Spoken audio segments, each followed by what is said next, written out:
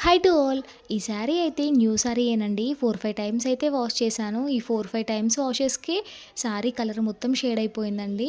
ఇక్కడ బార్డర్ ఉంటుంది కదా! బార్డర్ కలర్ మొత్తం షేడ్ అయిపోయిందండి. పళ్ళు కూడా మొత్తం షేడ్ అయిపోయింది.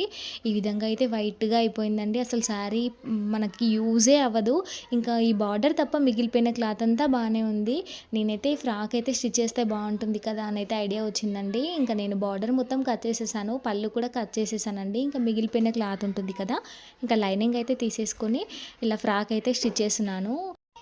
ఫ్రాక్ స్టిచ్ చేసినంత సేపు అసలెలా వస్తుందో ఏమో అని చాలా భయపడ్డానండి. బట్ చాలా చాలా బావుంది. ఈ ఫ్రాక్ ఫైనల్ లుక్ వచ్చేసి ఇదన్నమాట. మీ ఇంట్లో కూడా ఇట్లాంటి శారీస్ ఉంటే మీరు కూడా ట్రై చేయండి. చాలా బావుంటుంది. ఇక్కడ నేను హ్యాండ్స్ వచ్చేసి బెలూన్ హ్యాండ్స్ పెట్టానండి. ఇంకా బ్యాక్ సైడ్ అయితే రౌండ్ నెక్ పెట్టేసి డోరీస్ అయితే పెట్టేశాను. ఇంకా ఫ్రంట్ సైడ్ అయితే బాక్స్ నెక్ అయితే పెట్టేశానండి. 3/4 లెంత్‌లో అయితే ఈ ఫ్రాక్ స్టిచ్ చేశాను. అండ్ మీకు నచ్చిందా అండి? ఎలా ఉంది? నాకైతే ఖచ్చితంగా కామెంట్‌లో చెప్పండి. ఇంకా ఇట్లాంటి వీడియోస్ కోసం అయితే నా ఛానల్‌ని please do subscribe. Thanks for watching.